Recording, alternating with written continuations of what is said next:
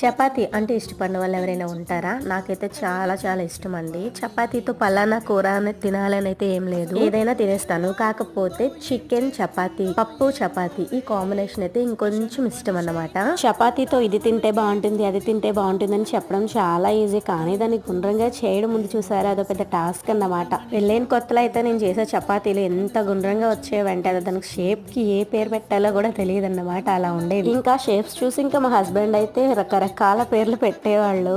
ఇంకా షేప్ గుండ్రంగా ఉండడం కోసం మనం యూజ్ చేసే వెపన్స్ ఏంటో తెలుసా? బాక్స్ మూతలు, గుండ్రంగా ఉండే వస్తువులు పెట్టేసి ఇంకా చుట్టూ కట్ చేసి అలాగే షేప్ తీసేదాన్ని అనమాట. ఇంకా ఇలా కాదని చెప్పి ఏదో రకంగా రోజు చేయడం స్టార్ట్ చేశాను. మొత్తానికి అయితే చేయడం వచ్చేసింది. ఇంకా ఎలాంటి వెపన్స్ యూజ్ చేయాల్సిన అవసరం లేదన్నమాట. ఫైనలీ చపాతీలు అయితే రెడీ అయిపోయి, ఏమున్నా లేకున్నా చపాతీతో మస్ట్ గా ఉల్లిపాయతో ఉండాలండి. ఉల్లిపాయ నంచుకుని అయినా కూడా ఉత్త చపాతీ తినేస్తాను. ఈరోజు పప్పు చపాతీ. సబ్స్క్రైబ్. Thank you.